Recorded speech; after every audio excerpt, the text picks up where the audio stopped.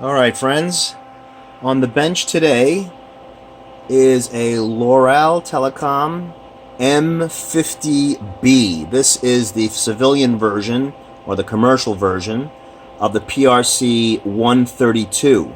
PRC-132. It's a very unusual little radio.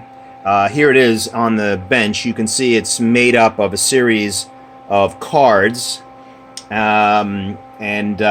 know, it was part of the SOFARD. It was a special operations radio, and I'm not sure how successful it was, but what's interesting about it is it will get 50 watts out, and I'm also not sure of I think the frequency goes above 30 megahertz. I'll tell you what, I'm going to hold on and check the spec on that. I should know that. Yeah, so I just checked. It goes up to 50 megahertz, 49 and 4 nines. Unfortunately, it won't go to 51, and it doesn't have FM, so it may not have been all that important anyway. So this is one that's on the bench. Had a couple of problems with it. Number one, there is a let's see. Do I have something I can show you here? No, I put them all away. There is a battery, a hub battery, a memory hold-up battery that goes flat on these, and I desolder them carefully. And then what I use is I use this little, from eBay, coin cell holder. And the nice thing is it's got a little switch here, so on-off, so when you're going to be putting this away for storage, you can turn it off and not suck your battery dry or risk it leaking. This is a 2-battery holder, but I only use 1 battery in here. It works just fine with 1 battery. If you put 2 in, it puts them in series. Put 1 in, it's just 1 battery. And the nice thing is that there is already a little unused slot in these radios. There's a couple of them. There's another one here. And this works very well. But this radio was not working. Once I got that up and running, it still was not working. And the problem is, on the first local oscillator, there is this temperature compensated crystal oscillator, TCXO, with a very unusual frequency, 5.12 megahertz. I think you could probably ignore the other two. 5.12, of course, when you divide it down, you can tell it's a power of 2, etc. And first, also let me apologize for the noise. I've got quite a loud HP power supply that I need for the current to support this. This radio handles 50 watts, so you need a good stout supply. So this was not working. This was not putting any output, and what that caused, this is part of even though it's on the first LO, local oscillator, it's part of the crystal. The clock input to the CPU of this radio. So the CPU would not start up, and therefore I tracked it down to this dead TCXO. So what I'm doing here is I've removed this can, and I wired in a piece of wire in its place, and I'm now sending to it. I don't know if you can see that. I'm sending to it somewhat of a square wave at about 5 volts high to simulate the frequency, simulate the TCXO. And you can see here on my, this is what I'm generating it with, 5.12 megahertz. Okay. So now, so I'm able to now get the CPU up and running. And as you can see, it says 10 megahertz. I'm not sure if you can see that. Let me see if I can remember how to get the display lit up. Nope. Okay, hold on. Nope, I don't remember how to. There's a way to get the display to light up. Anyway, so now I'm just doing a test to see if this works on its other functions. So what I've done is this 10 megahertz. I've got this going into my trusty dummy load watt meter. Very convenient.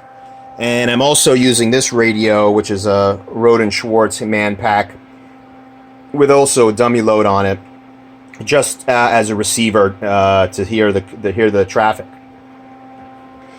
So what we'll first do, and I've got what we'll first do is we'll set up, look at the power. So let's see here. I don't know if you can see this. But that is on receive only. And now it's on 5 watts. And let's see what we got here. See if we can get a little more light on the subject. And let's put this on the right scale. 6-watt scale. So we're looking for something right about here.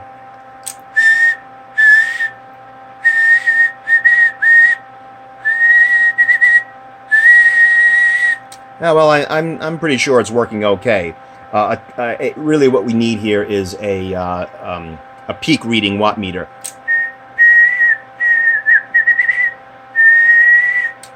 All right, so 5 watts seems to work.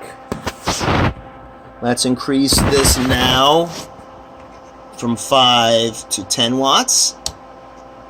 All right, and by the way, I'm sorry this is on its side, but when you've got this thing opened up like this, it's kind of a pain. All right, now we're at the 10 watt setting. Let's see what we can get. Let's increase this to 30. 10 watts we should expect right around here.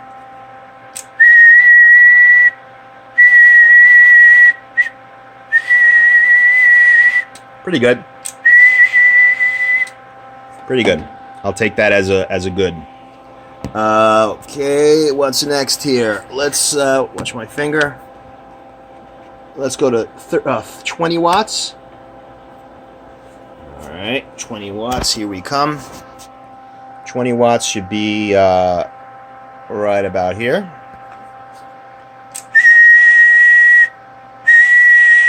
Pretty good.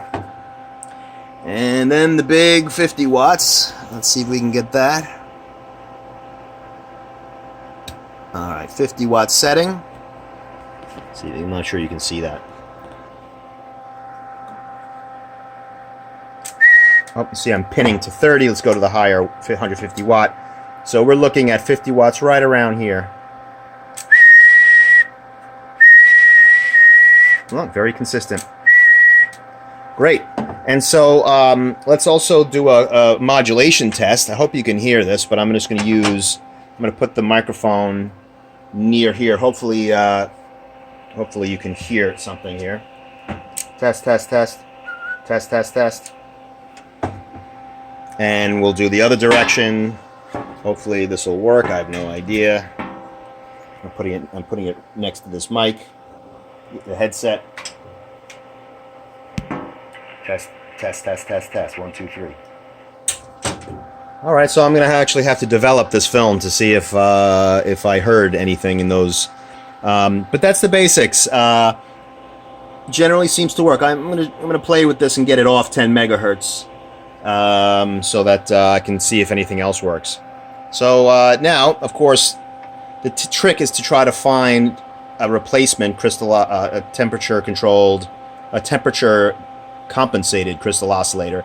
That's going to be very difficult to do, especially we need a very high stability, like 1 part per million or really less, 0.1 part per million, ideally.